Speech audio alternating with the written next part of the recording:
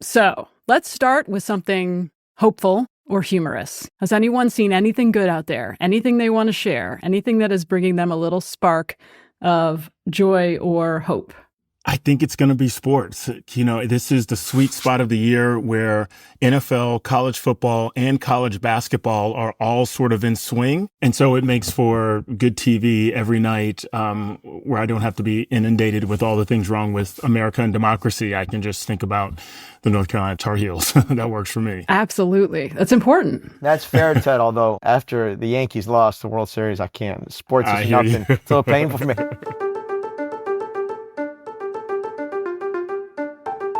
This is Impromptu from Washington Post Opinions, a show where we bring you conversations about the news we can't stop thinking about. I'm Amanda Ripley, a contributing columnist, and this week we're talking about how the return of Trump feels different this time around. When Donald Trump won last week, it might have felt to a lot of us like déjà vu from 2016. But in a lot of ways, we're in a very new place than we were back then. I'm joined today by two of my colleagues to talk about how we're thinking about this differently than we were 8 years ago. I'm Theodore R. Johnson, or Ted, a contributing columnist at The Washington Post. And I'm Matt Bai, also a contributing columnist for The Washington Post. Thank you, Ted and Matt. So let's get into it. And let's start with the personal. Trump's been elected for the second time.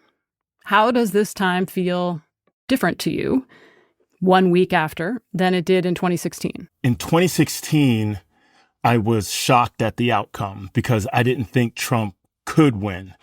And this time I was surprised at the outcome because I didn't think he would win. And the would is easier to accept than the could. So this one hit me differently than it did 8 years ago. For whatever doomsdaying outcome I had of the 2016 election, there's less of that this time around, though I think this administration is probably more capable of doing the things it set out to do in the first time around, and may actually succeed on some of those this time. That's funny. I feel almost the exact same as what Ted said. Like I that's really well put. 2016. I found that I woke up after that election thinking, man, I don't know if I understand politics well enough to keep trying to explain it to other people. It was a little bit of a personal crisis. This time I felt like, while it was surprising, I knew it was in the realm of possibility. And that for some reason, to me, the 51%, the having it called the first night, the clear margins in the states, I thought, well, okay. For me, as someone who's always believed in the democratic experiment and covered it from both sides and both political perspectives, as a magazine writer before I was a columnist, to me, that was like, okay, people get to make their choice. There was something less alarming to me about that, something less, I thought, okay, this is what a majority of the country, slim but clear, wants. And now they're going to get what they want, and we'll see what that looks like. But I have not had the same kind of spiritual crisis maybe that it caused me, 8 years ago. Interesting. Yeah, I feel the same, and I want to pick up on two things you each said. So, Matt, you mentioned that it was less of a sort of spiritual crisis or personal crisis, and I would agree with that. In 2016, it sort of created big existential questions for me, like what is journalism for in this level of division and conflict? What am I doing? What can I possibly do to be helpful, given that most of the places I write for clearly are not trusted by huge portions of the country? And that's a very destabilizing place to be in. And I don't think we've begun to answer those questions to my satisfaction, but I feel less thrown, less gobsmacked. I guess I keep coming back in my head to the feeling like we're in a dysfunctional relationship with this president. And we've been in this relationship a long time, and it's changed and different things have happened. But depending on where you stand, it's really an abusive relationship, right? Like it's not healthy. And, ideally you want to leave an abusive relationship. But sometimes you can't, right? So I keep going back to, okay, how am I going to manage this relationship differently so that I can still enjoy my life and get joy and be of service where I can be of service? And I think a lot of people are wrestling with that. A friend of mine, who had worked very hard to get a different outcome, she said to me yesterday, I'm not going to let this presidency rob my life of joy. Mm. And I think that's right. The question is, how do you do that as a journalist, as a human, as a citizen?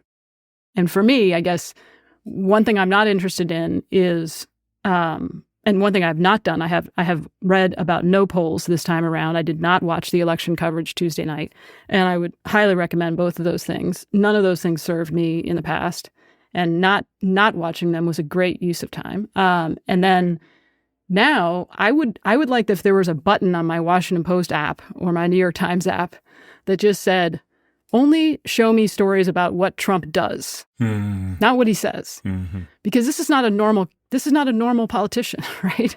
So continuing to just amplify what he says or what he might do is not helpful to me. But I know other people disagree. I mean, we're not going to give you that button because there wouldn't be any content.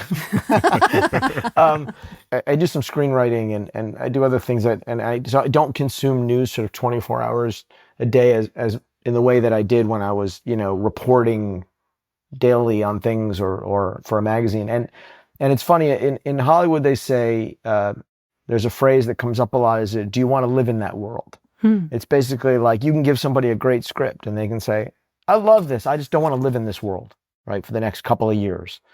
And I think that's the question we're kind of asking ourselves, sort of like, how do I live in this world? Do I really want to live in this world as it exists right now? As a journalist, how do I detach from that?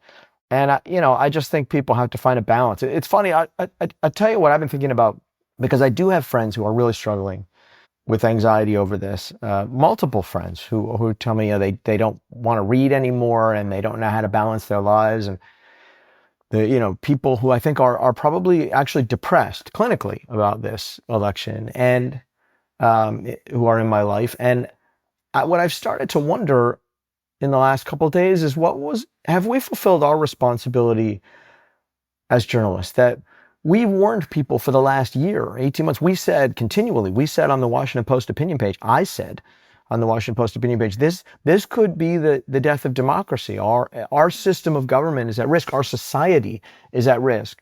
I believed it. We all did. But was that a responsible thing to hammer at again and again and again? We've created anxiety in a lot of people's lives, and that anxiety may be well-founded.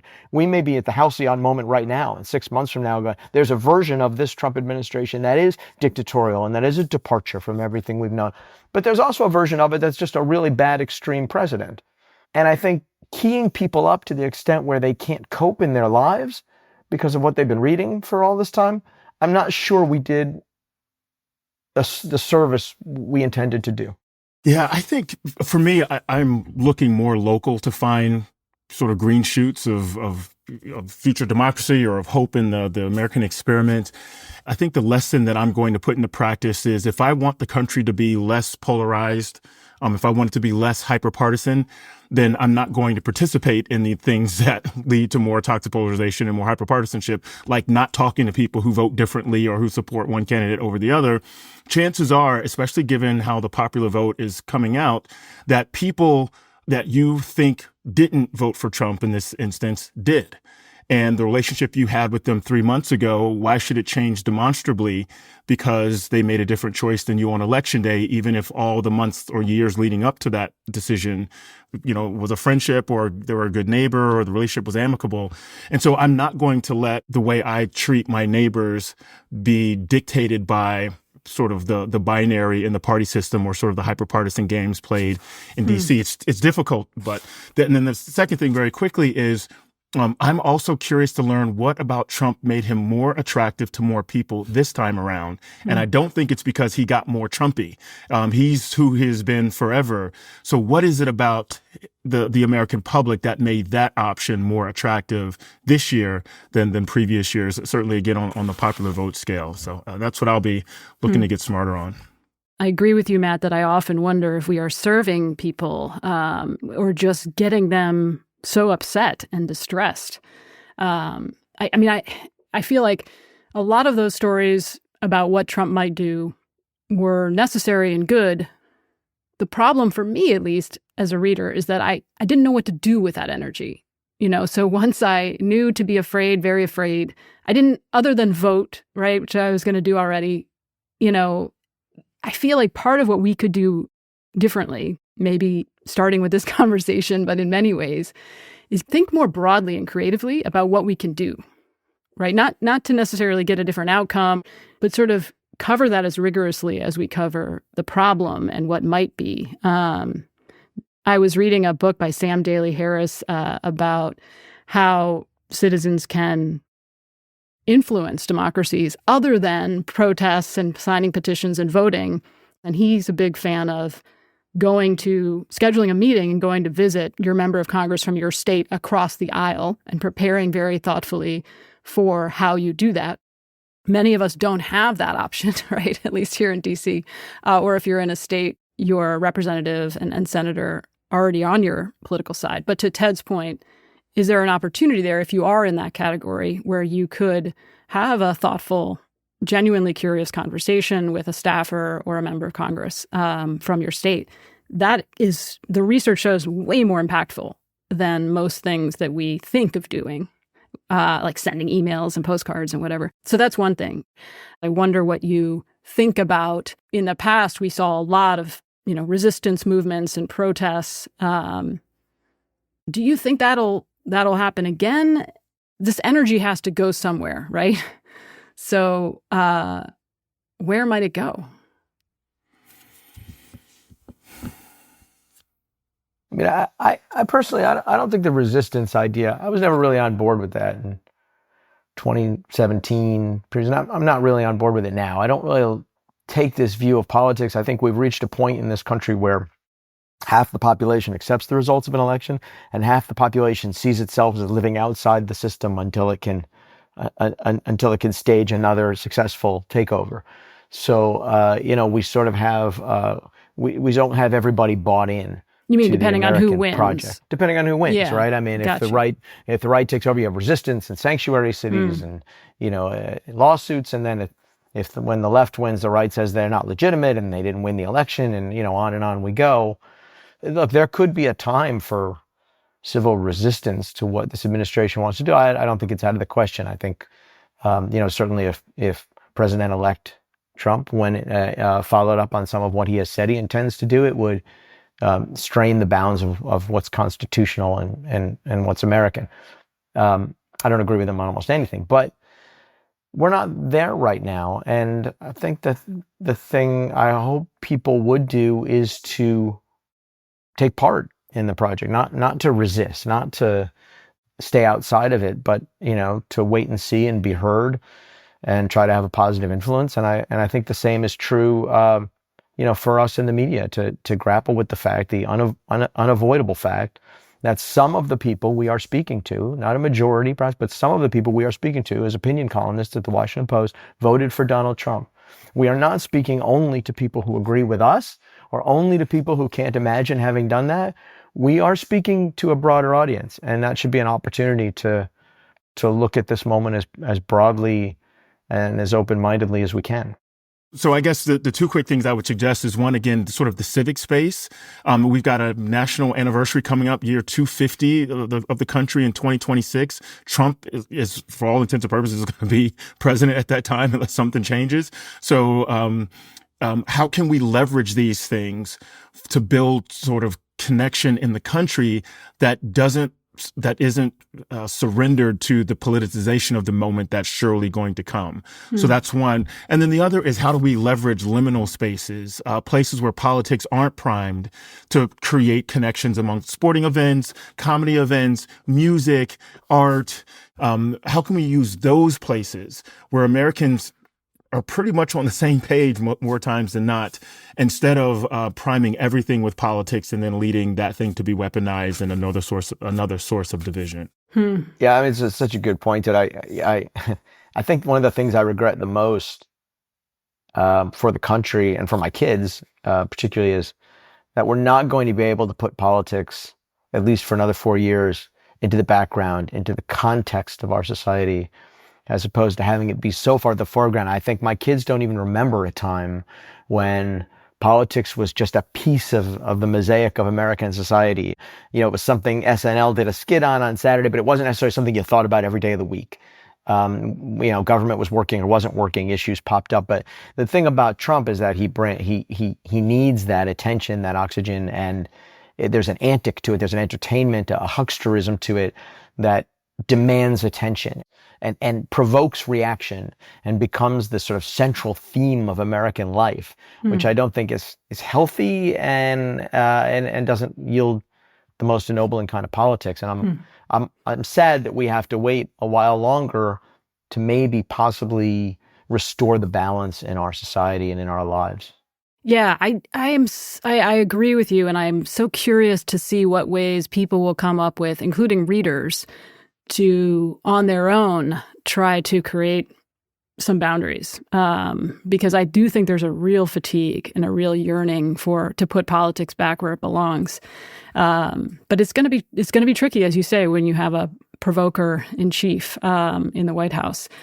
Okay, we're going to talk a little bit more about how to resist the bait when it comes to the provoker in chief, and if there's a way to start chipping away at this division over the next 4 years. That's after the break.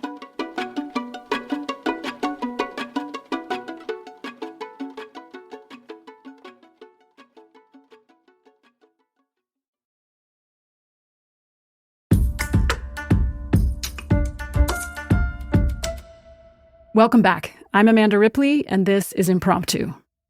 Okay, so the country remains extremely divided politically. It feels like it's going to be very hard to change that for all the reasons we've discussed.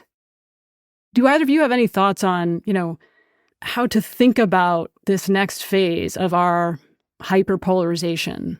Ted, you've mentioned that you will intentionally continue to be in relationship with people you disagree with politically. Right. Anything else come to mind? So, I guess maybe related to that is getting to know people that aren't in my immediate social circles. I've seen the studies that show our social circles are people that are the same race and class and education level as we are. And so when someone shows up and says those people over there are doing X, it's really hard to be resistant or resilient to those claims when you have no one to compare X against.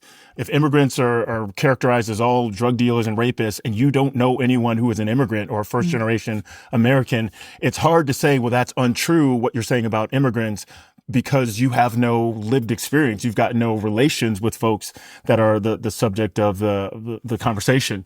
So getting to know Americans who are different than you intentionally, I think, is one of the best ways to be resilient against the divisive tactics that political expedience often brings about. For me, I'm a retired military guy. The military was the place where I met people that I would never meet otherwise, and exposed me to the value of doing so, not to win them to your side or influence them on any set of issues, but just because they are different than you and you share a country with them. It's that in it of itself is valuable. And then the second thing I'll say quickly is to be vulnerable. Sometimes, for example, I am not fully up to date on the proper way to talk about transgender rights in America. I don't have the language. I don't have the relationships, the friendships, the exposure. And so I'm hesitant to do so because engaging in the conversation may lead me to say something that's insensitive that I didn't mean to say, and may shut conversation down because we're now at odds about the language choice instead of my ignorance or willingness to learn. So you have to be vulnerable in those kinds of spaces in order to understand the political argument or the politics about it. And that's very uncomfortable, but I think it's necessary in a nation as large and diverse and complicated as ours. If you truly want to understand how to be better, how to practice better civics in America, how to do democracy better. And the flip side of be vulnerable is to be forgiving, right? That we need grace and compassion. Yeah, all of those words that are considered soft are actually very difficult and mature emotions. And and again, vulnerable. If you're vulnerable with the wrong person, it could be weaponized, used against you. So we're very hesitant to sort of bare our souls. But I do think there's a civic way of engaging with one another that doesn't begin and end with our walls being up for fear of being saying something wrong or being stereotyped. I mean, those things are going to happen despite your best efforts. So might as well engage with some grace and compassion. And I think it'll be extended back to you, hopefully. Yeah, I love Ted's take on it, except that I can't get to know any more people. I know too many already, and I'm forgetting the ones I know. So I'm becoming more of a misanthrope. I don't think I have it in me to meet a bunch more people. But look, I'm going to say two things, and it's going to sound naive, but that's how it goes sometimes. I really think a sense of humor is important for all of us and for the society. And I try when I write about politics to make people laugh once or twice in a column, to share the absurdity, of what we're talking about when it's absurd, to make fun of things that deserve to be ridiculed. I think when you lose your sense of humor as a society, it becomes impossible to bridge those differences or keep things in perspective. And we do. And I don't blame people. I can hear people yelling at me already, but we're talking about the death of the democracy, and real people's lives are going to be destroyed. I get all that. I take it very seriously. I think about it all the time. But when we communicate with one another, being able to see the absurdity, it's something Barack Obama was always so good at, I thought, as a president, to see the absurdity of a situation and make it clear. And I'll tell you, this is aspirational and will not happen, but I'll say that right up front. But less social media would be better. Mm-hmm. Less bite-sized wisdom and reaction, less Xing, Twittering, whatever we're calling it, less Instagram, which I don't understand because it involves all kinds of photo things, less all of it. I just don't think it's helped us. I get the ennobling parts of it. I've written about it, the connections and the families and the message boards and, the way that people can find communities who would otherwise be lonely. All of that really lifts up society. I love that.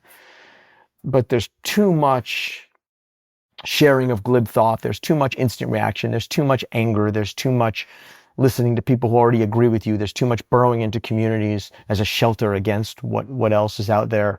And there's too much time lost in it. And I think we're still in the early stages of that technology and what it's doing to our society. There's still an opportunity to get some distance and some perspective. If this age of Trump were less revolved around social media than the last age of Trump did, we would be better off as a society. Okay, so I have some to-dos here, which I've literally written down so I don't forget. But this is for everyone, including this newspaper.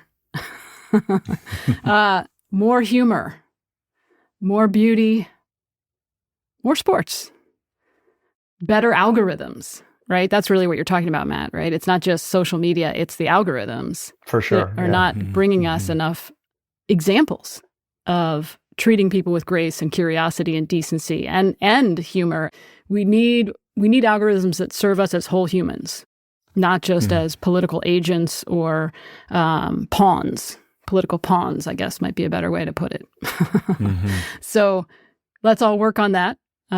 We've got our work cut out for us. I would add, for those who might be actively looking to have the kind of conversations that Ted is talking about across the political divide, Braver Angels is one good way to do that. They have chapters around the country, just under the headline of trying to give people something to do, right? And not just leaving them with abstract fears or hopes. We have a lot more to discuss, and I look forward to those conversations with both of you gentlemen. So thank you, Ted and Matt, for joining me for this episode of Impromptu. Great to be here. Thanks for having me. Good to see you guys. Thank you.